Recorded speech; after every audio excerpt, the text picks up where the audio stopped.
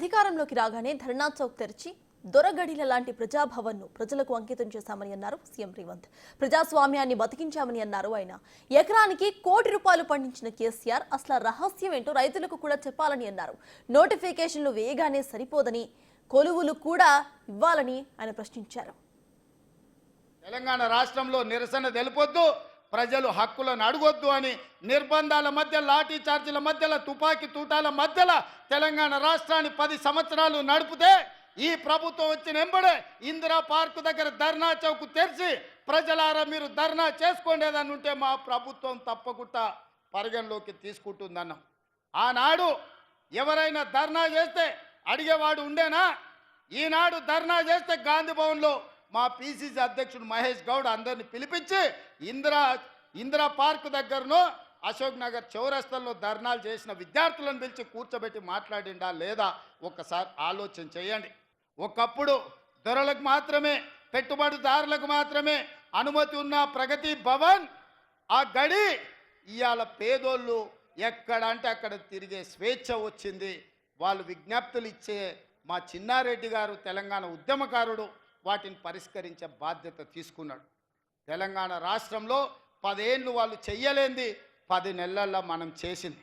ప్రమాణ స్వీకారం రోజే అక్కడ ఉన్న ముళ్ళ కంచెలను, అక్కడ ఉండే గోడల్ని బద్దలు కొట్టిన మాట నిజం కాదా? పేద ప్రజలకు ప్రవేశం అనుమతి ఇచ్చిన మాట నిజం కాదా? మీరు ఆలోచన చెయ్యండి. నోటిఫికేషన్లు మేమే ఇచ్చినామంటాడు.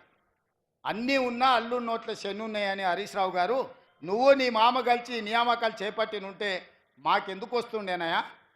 మీ కవితమ్మ ఎంపీకి ఓడిపోతే 3 నెలల ఎమ్మెల్సీ చేశారు. మీ వినోద్రావు ఈయనే ఉంటాడు కదా దొర, వినోద్రావుని ఎంపీగా బండకేసి కొడితే ఎంబడే ప్రణాళిక బోర్డు వైస్ చైర్మన్కి ఇచ్చారు. హరీష్ రావు మంత్రి అయిండు, కేటీఆర్ మంత్రి అయిండు, సంతోష్ రావు రాజ్యసభ అయిండు. మీకు అందరికీ ఉద్యోగాలు ఆగమేఘాల మీద వచ్చినాయి కదా. మరి ఈ నోటిఫికేషన్లు ఇస్తే 10 ఏళ్ల వరకు ఎందుకు వీళ్ళకు నియామక పత్రాలు ఇవ్వలేదని నేను అడుగుతున్న తెలంగాణ సమాజాన్ని, ఉద్యమకారులను, విద్యార్థులను, నిరుద్యోగ యువకులను. తెలంగాణ రాష్ట్రం కోసం 1200 మంది బిడ్డలు చచ్చిపోయింది. ఒక కుటుంబంలో ఒక ముఖ్యమంత్రిని, ఒక మంత్రిని, ఒక ఆర్థిక మంత్రిని, ఓ రాజ్యసభ, ఓ లోక్సభ, ఓ ఎమ్మెల్సీ, వాళ్ళ చుట్టపోళ్ళందరికీ ఉద్యోగాల కోసం ఈ పిల్లలు ఆత్మ బలిదానాలు చేసుకున్నారా? ఇవాళ నేను చంద్రశేఖరరావుని అడుగుతున్నా.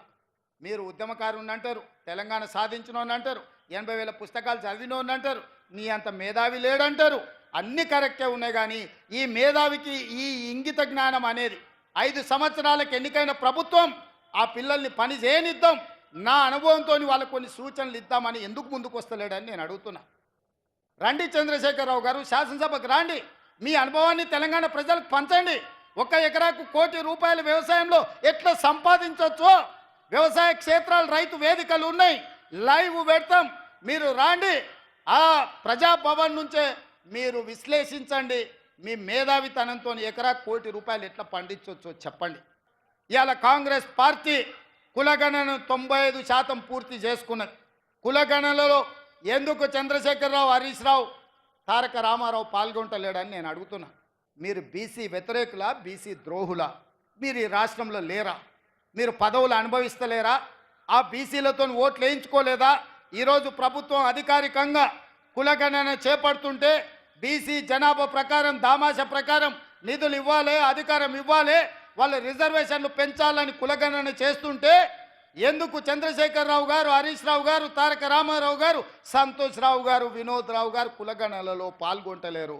మీరు ఒక్కసారి ఆలోచన చేయమని బీసీ సంఘాలను నేను అడుగుతున్నా.